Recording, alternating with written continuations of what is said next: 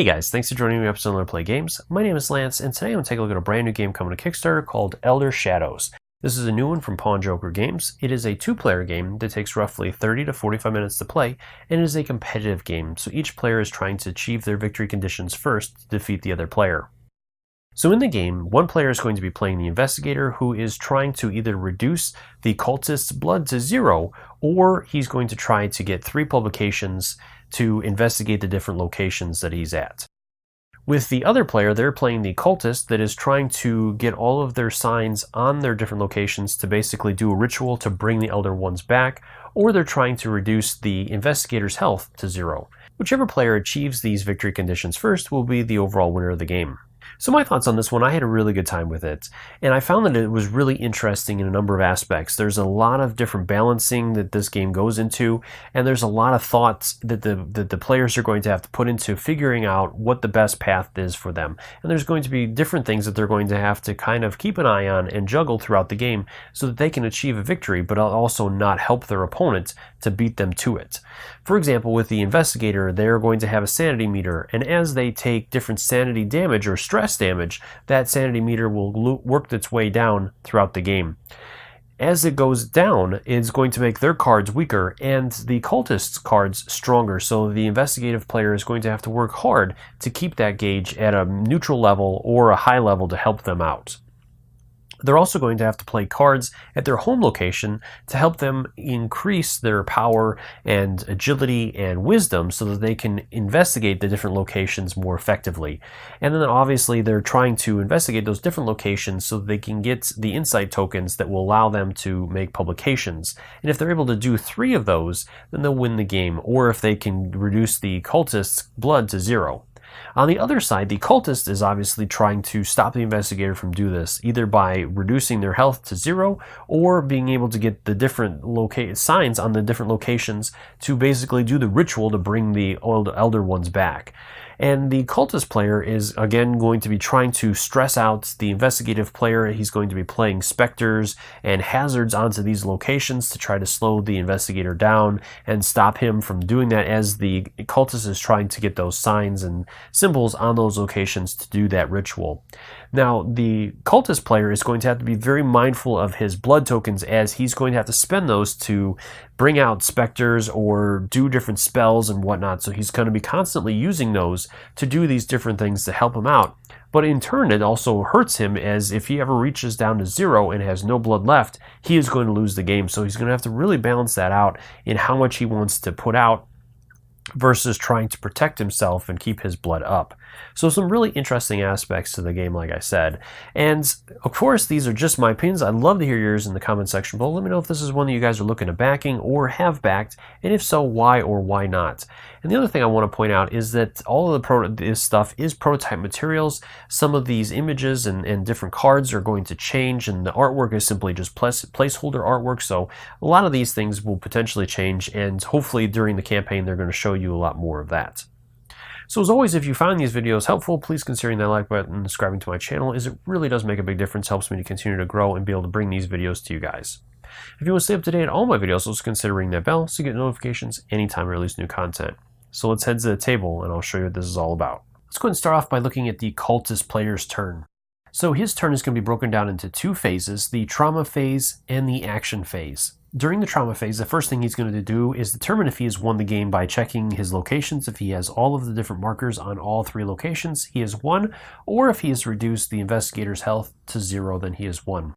Otherwise, then he'll continue on with his trauma phase, where he's going to check the sanity marker, and if it has a number of stress tokens on it equal to that value, then he's going to move that marker down 1 space.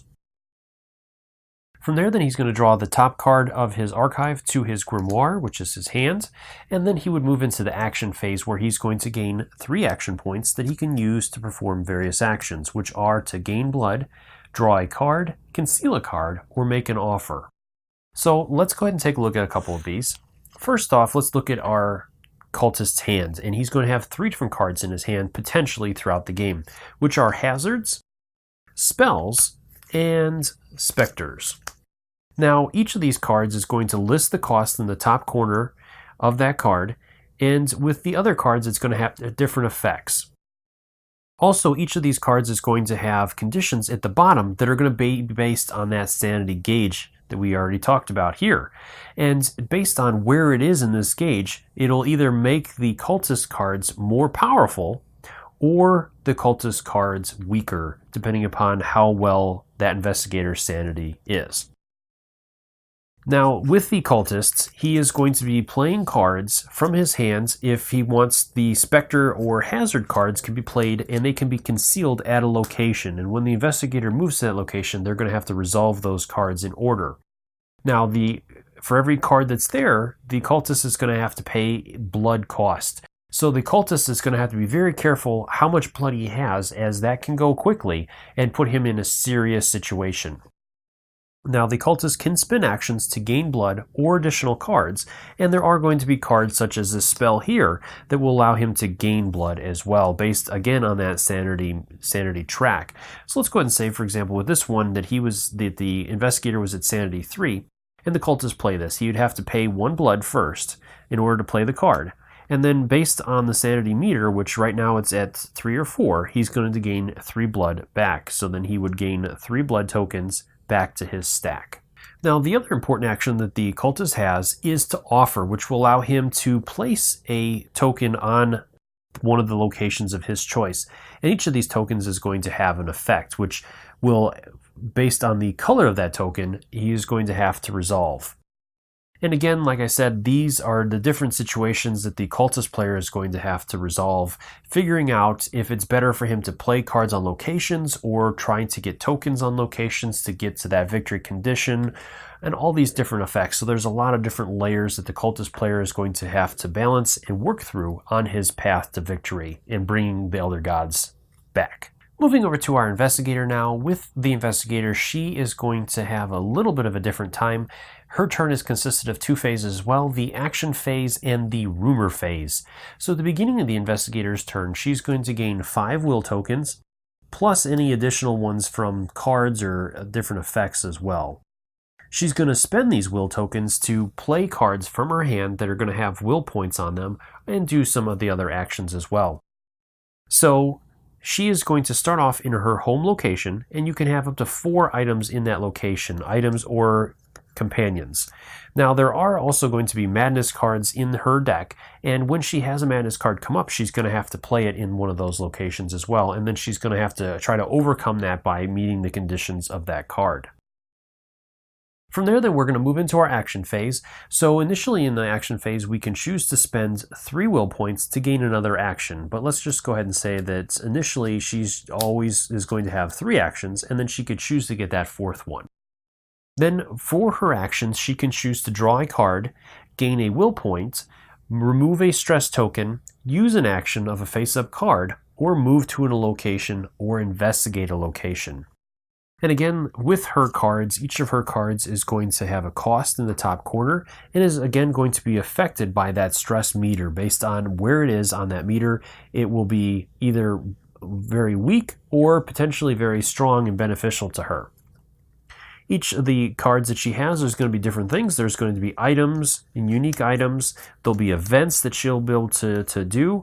And again, like I said, the madness cards that are going to come up. And again, she's going to have 3 different stats. She has her strength, will, and agility. And that is going to help her to fight off different specters, either by getting around them and being nimble, or by being able to just beat them up with her strength. And then she's going to use her will ability to help her with her investigations and determining how well she can perceive and interpret things. And then once the investigator has done all of their actions during their turn, then they'll move into the rumor phase. And during the rumor phase, they're going to place one of the rumor tokens on one of the locations that they're not currently at. And then in later turns, if they visit that location, each rumor on the other side of it is going to give some sort of an ability which will be resolved during that investigation. So the last thing I'm going to show you is the game in action. I'm going to take you through a turn and show you how both the Cultist and Investigator work. Again, the last thing I want to mention real quick is that all of these things are prototype materials and are subject to change and will look a lot better with the production copy. So let's go ahead and move on into the Cultist's turn. So the first thing the Cultist is going to do is start off with the trauma phase, like we already covered. So during the trauma phase, you're going to check to see if you have met the victory conditions. We do not have the 4 tokens on each location, and we have not done enough damage to eliminate our investigator. So the next thing is we're going to check our sanity meter, and if we have enough stress tokens based on the threshold, then we would move that down 1 space. We do not have any stress tokens on there at this point, so then the final step is for our cultist to draw a card. From there, then, the cultist is going to gain 3 actions during their action phase, which they can use to do various things, such as gaining blood, drawing a card, concealing a card, and making an offer. So then our cultist is going to go ahead and start. So let's go ahead and start by doing an action to conceal a card. So we'll place a hazard down on this location. And let's do another action to conceal a specter on this location here. Then let's go ahead and do a spell. So this one is going to cost us a blood token. And then based on the level that our sanity meter is at will be the effectiveness of our spell. So right now our sanity meter is at 3. So our spell here says that with a 3 or 4, we're going to gain 3 blood back. So there's 1, 2, and 3 that we'll gain back, and then we'll discard that spell to the void. From there, then we'll look at our other spells. Now we do have a really cool mental erosion spell, which is going to cause stress to the investigator, but with this spell it has to be played when the investigator is away and not at their home location. Right now they are, so they are safe from that spell, so we'll just hold on to it for a later turn. Then we have 1 action remaining, so we can choose to do something else. So let's go ahead and gain 1 more blood. As the cultist's player, that is a very, very important thing to focus on and make sure that you have plenty of it, because there's a lot of ways that the cultist player can lose blood, and if they're ever depleted of all their blood, then they have lost the game. So you definitely want to make sure you have plenty in reserve, because your spells are going to use it, both your hazards and specters are going to use it when they get revealed, when they're concealed cards, and some of the higher level specters are pretty expensive with blood. So you got to be careful and make sure that you have plenty of it. We don't have any other spells that we want to play at this time, so we're going to go ahead and finish off our turn there. We did use that last action to gain that blood, so we are done, and it'll move over to the investigator's turn. Moving over to our investigator's turn now, the first part of their turn is going to be gaining 5 will tokens. So we'll add those over here. And we can also choose during this gaining of will that we can spend 3 of those to gain an additional action point. Right now our investigator will start with 3 actions, and so if we want to, we could spend 3 will to gain that additional 4th action. We're not going to go ahead and do that, so then we're going to go ahead and move into the action phase. During this phase, you're going to play the actions, use your will to pay for the different cards that you have, and do different things. So first off, with the investigator, they have a number of actions they can choose from, which is gaining additional will, drawing a card, moving to a new location, removing some sanity damage that they have, and investigating a location. So let's go ahead and start off. If an investigator is at the home location, they can also choose to play items or companions in there, up to a maximum of 4 of those. The other important thing is inside the investigator's deck of cards, they're going to have a couple of the madness cards, and when these come up, they're going to have to place them in their home location, which could potentially kick out other good cards of theirs, and then they won't be able to remove those cards until they meet those conditions for those particular madness cards. So another really nasty, tricky thing that could come up throughout the game, depending upon how deep you dig into your deck. So from there, let's go ahead and start off with our turn. So we're going to spend an action. As we do not have any items that we want to play at our home location, we're going to go ahead and move to a location, because we're definitely going to want to do some investigation, or do investigation. So out of the 3, we might as well just move into this middle one. That way we don't have to worry about dealing with one of the hazards or specters that are potentially lurking in those other locations. So that was our first action. Now we're going to go ahead and do a spell. that we're away. So with this one, we'll just move this out of here. It's going to cost us 1 will point, and based on our sanity meter again, we're going to gain a number of will points. So with this one being a between 3 and 4, and we're at 3 right now, we're going to gain 3 additional will points. All right, and that'll be discarded. Then let's go ahead and we're going to go ahead and spend 5 of those. This is going to be a big one. And we will go ahead and do Perfect Perception. So with this card, this is going to it's going to give us 1 will or wisdom point. So our investigator starts with 1, and this will add 1 for this investigation, and then it lets us make an investigation, so we can actually do that as well. So we're going to go ahead and move in here, and we'll do an investigation. So when an investigation is triggered, it is going to, we're going to have the cultist choose a number of cards in their hands based on the number of wisdom points we have. So our cultist is going to place 2 cards face down. And this is where the cultist is going to have to kind of weigh out the strategy of it.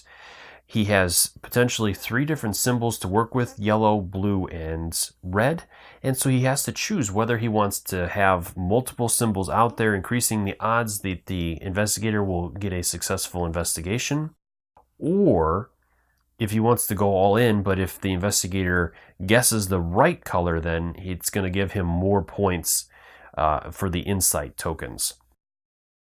So our cultist is going to go ahead and start off by playing 1 of each color card that he has to kind of spread it out so the investigator doesn't get too much. Now, when an investigator investigates a location, they will get an insight token for that right away. So we'll add that over there. And then they're going to choose a color. So our investigator is going to go with red. From there, then the cultist is going to flip over all those cards.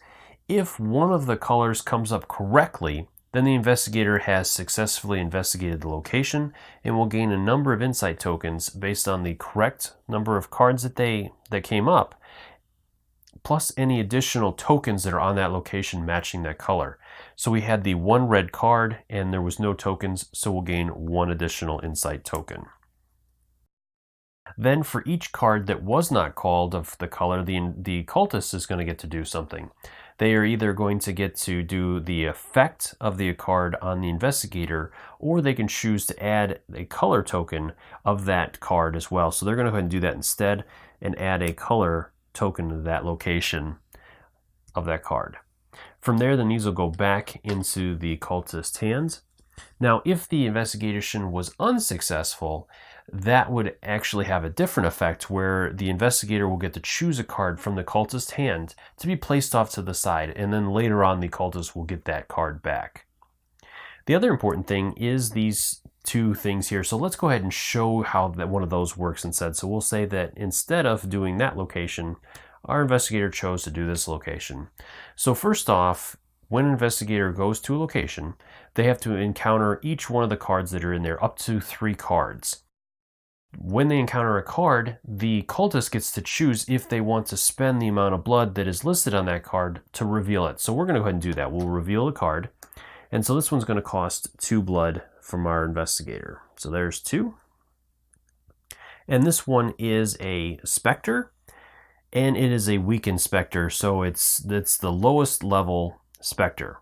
So with this one, we're going to check its rating. So right now we're at sanity level 3. So a 3-4 has a strength of 2, and an encounter investigator is going to gain a stress. So the investigator would gain 1 stress token for in the revealed Spectre, and he also gains another stress token because of its effect.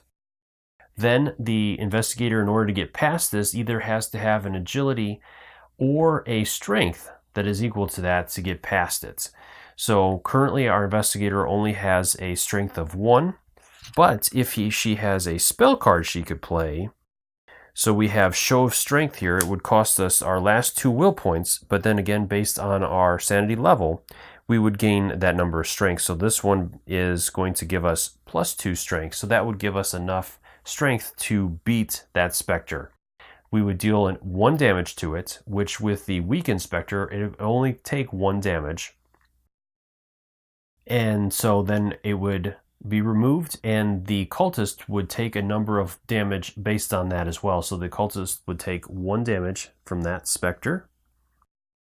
This would be discarded to the void, and the investigator would move on to the next card if there was another card that was in the way.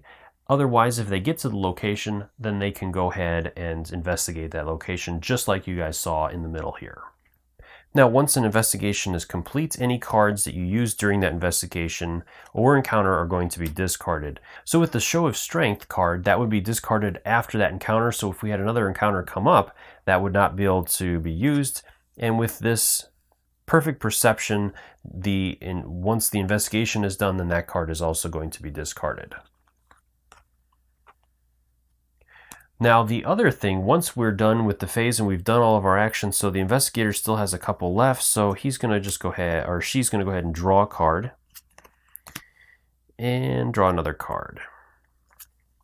So that'll finish her part of that action phase, and so then we would move into the rumor phase. And during the rumor phase, as long as we do not have enough 5 stress tokens or more, we can place out a rumor token in one of the locations that we're not currently at and not the home location.